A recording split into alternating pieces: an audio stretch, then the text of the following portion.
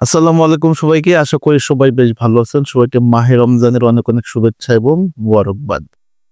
আমরা ব্রাজিল যারা সাপোর্ট করি বা যারা ব্রাজিলের ফ্যান, যারা ব্রাজিলকে মনে প্রাণে ভালোবাসে বা ব্রাজিলকে ধারণ করে এবং সবাই জানে, সারা পৃথিবী জানে যে ব্রাজিলের ৫ টা বিশ্বকাপ আছে। বিশ্বকাপ জয়ী ব্রাজিল ৫ বারের। তো এই ব্রাজিলের একটা সময় মার্কেট ভ্যালু এবং সারা বিশ্বে স্পন্সর কোম্পানিগুলো ব্রাজিল ফুটবলের উপর একটা বিশাল লেভেলের একটা চাহিদা ছিল। এই চাহিদা থেকেই কিন্তু ব্রাজিলের উপর অনেক বড়, বড় কোম্পানিগুলো ইনভেস্ট করত। আপনারা সবাই জানেন ২০১৮ সালে বিশ্বকাপের আগে প্রায় ১৮ টা কোম্পানির সাথে ব্রাজিলের স্পন্সরশিপের যে চুক্তিটা সেটা ছিল। কিন্তু ধাপে ধাপে ব্রাজিলের পারফরম্যান্স এবং ব্রাজিলের ওভারঅল যে ইন্টারনাল যে problem, CBF problem, coach problem, performance problem সবকিছু মিলে যদি দেখি তাহলে ডে বাই ডে পারফরম্যান্সটা ডাউনের দিকে, মার্কেট ভ্যালু ডাউনের দিকে। যার কারণে বড়, বড় কোম্পানিগুলো বিশেষ করে যারা ব্রাজিল ফুটবল টিমের সাথে রিলেট ছিল, যারা ব্রাজিল ফুটবলকে ইনভেস্ট করত, স্পন্সর করত, তারা ডে বাই ডে মুখ ফিরায় নিচ্ছে। ১৮ টা কোম্পানি ছিল বড়, বড় কোম্পানি। সেখান থেকে এখন অনলি মাত্র ৮ টা কোম্পানিতে এসে ঠেকছে।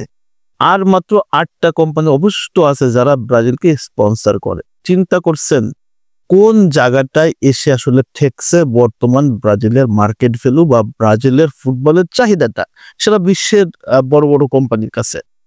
সো এই জিনিসটা অ্যাজ এ ব্রাজিল ফ্যান হিসেবে নিজের কাছে খুবই হতাশ লাগলো যে টিমটার উপরে একটা সময় সারা পৃথিবীর বড়, বড় কোম্পানিগুলো হুমড়ি খেয়ে পড়তো।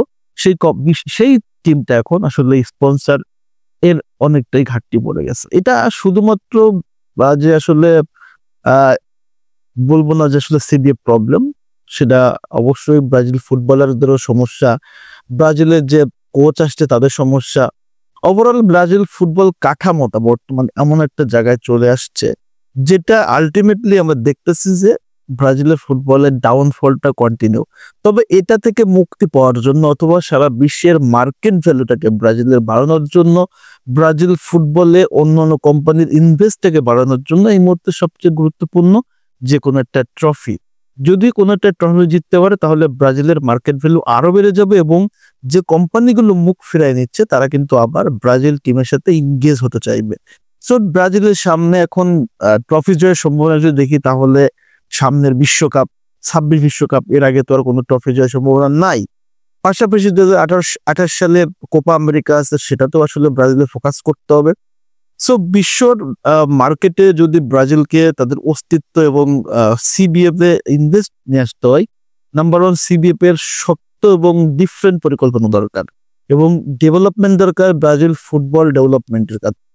কারণ তাদের ফুটবল ডেভেলপমেন্ট নিয়ে যে কাজটা করা আমার মনে হয় এখানে দুর্নীতির চাদরে ছেয়ে গেছে।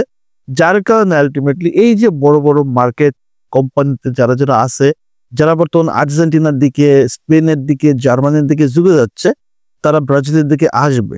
যদি ব্রাজিল ফুটবলের ব্রাজিল সবকিছু ডেভেলপমেন্ট হয় তাহলে কিনা সম্ভব। আদারওয়াইজ দেখেন কোথায় ১৮ ছিল এবং কোথায় ৮ এ ঠেকছে। সো এখন অবশ্যই হতাশার সময় যাচ্ছে ব্রাজিলের।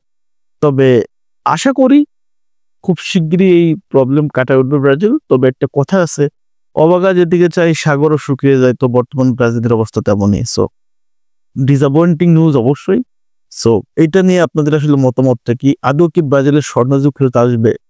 আদৌ কি এই যে বড়, বড় কোম্পানিরা ব্রাজিলের পিছনে দৌড়াবে নাকি যে ৮ টা কোম্পানি আছে তারাও আসলে আস্তে, আস্তে মুখ ফিরায় নিবে? কমেন্টস করবেন আপনার মূল্যবান মতামত। সবাই ভালো থাকেন। আল্লাহ হাফেজ।